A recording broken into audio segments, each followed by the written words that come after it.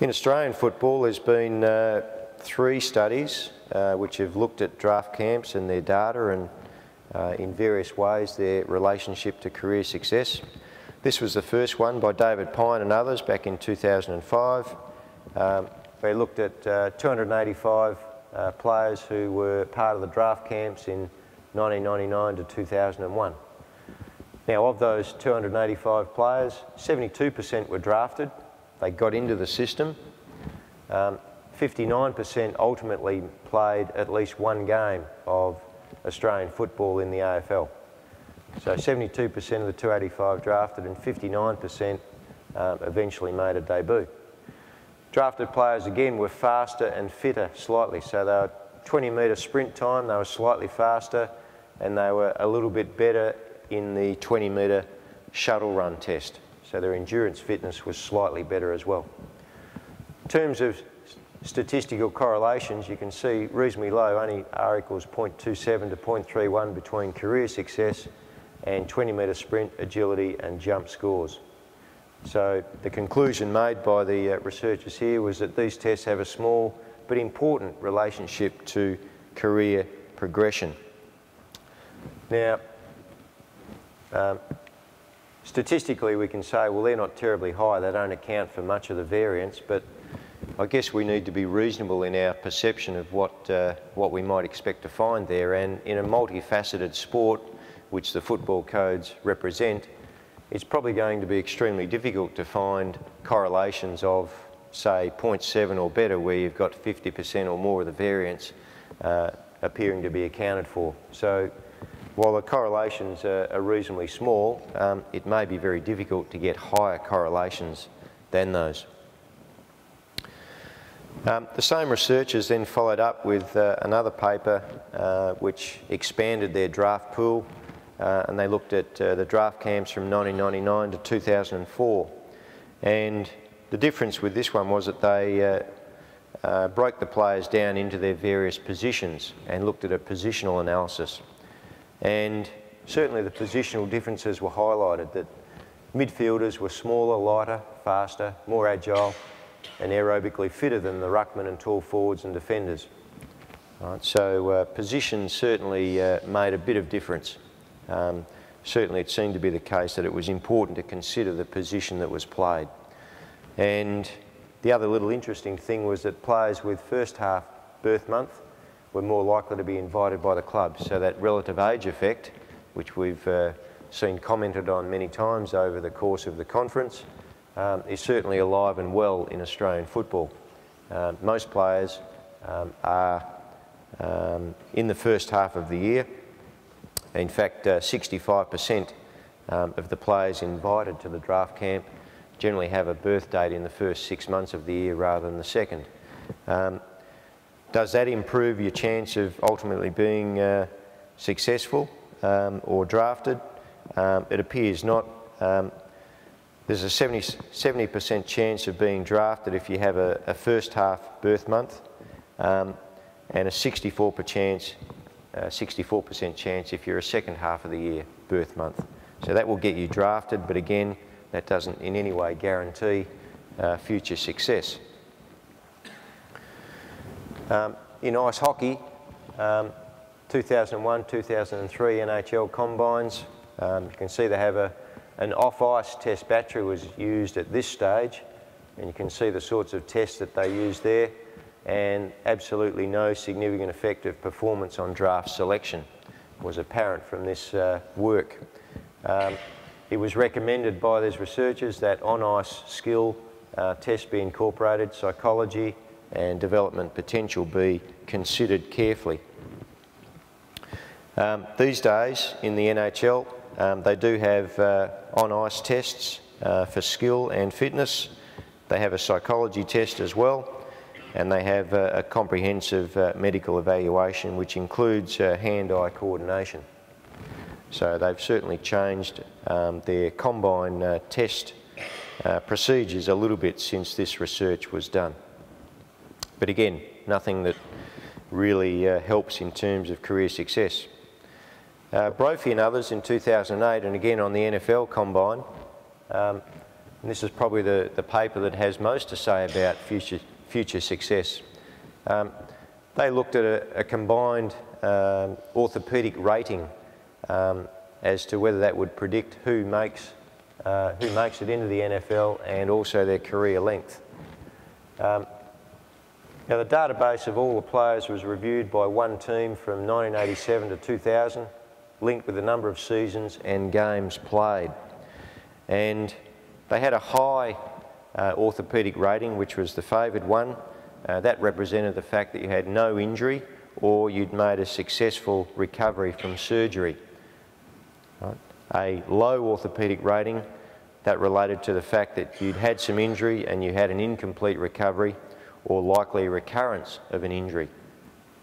And a failed orthopaedic rating meant that you were rejected on medical grounds by a consensus of a panel based on your injury history, your medical examination and also imaging of your past injuries.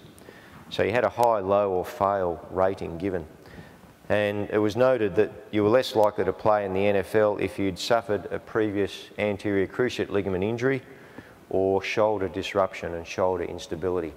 They were two things that seemed to really mitigate against you being drafted into the NFL. So what they found was that 58% with a high orthopaedic rating, the favoured one, played at least one game, right, and their career length averaged 41.5 games. With a low rating, 55% played at least one game, and their career length was 34.2 games.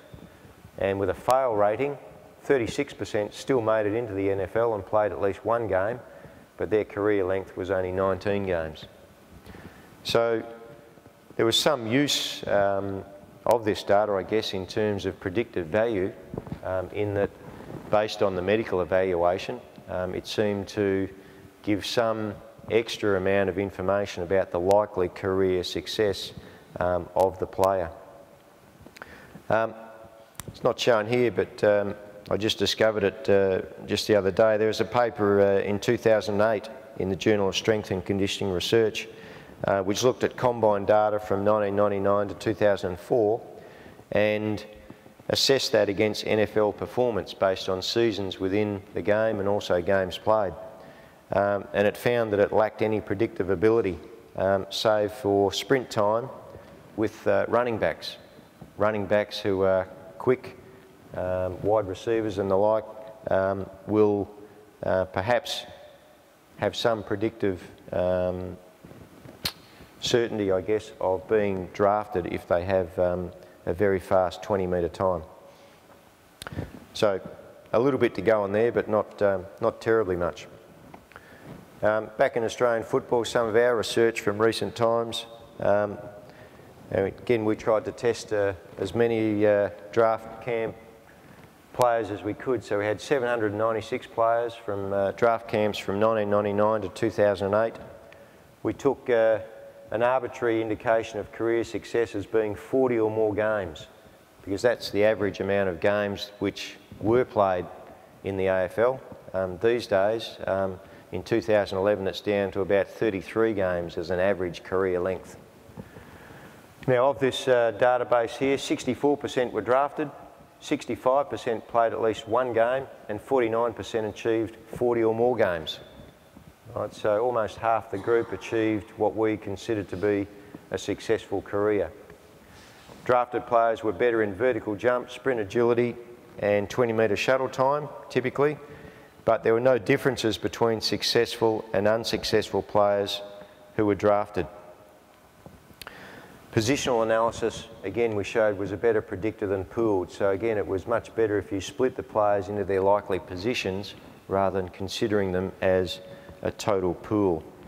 And just to underscore that point, with positional career success, we found that 38% of tall forwards and ruckmen were successful. 71% of medium-sized midfielders were ultimately successful with 40 or more games. And we threw all sorts of statistics at this, and the multiple regression equation that we used showed that for medium midfielders and ruckmen, we could account for about 43% of the variance, and that was the best that we could find. 43% of the variance accounted for, and that was largely when we had factors of anthropometry and fitness involved. So again, the football codes are multifactorial, multifaceted. It's going to be difficult probably to get a much higher statistical value than what we see there. So does any of this help recruiters or scouts make a more informed choice about who to select at the draft camp or the combine?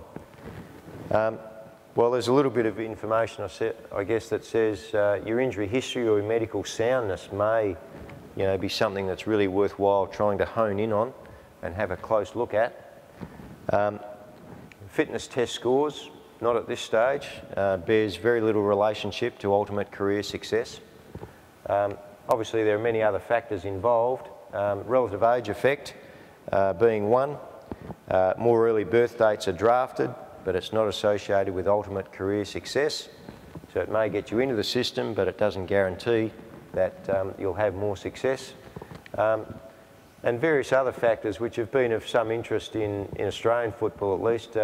Your upbringing, where you were raised, was it city, was it country, was there some hardship involved in your formative years? There is some Canadian research to show that based on the size of the town that you come from, it showed that if you came from a town which was between 50 and 100,000 in population, you tended to do better than if it was less than 50,000 or greater than 500,000. That hasn't been replicated in other sports. That was really looking at ice hockey players and footballers in North America.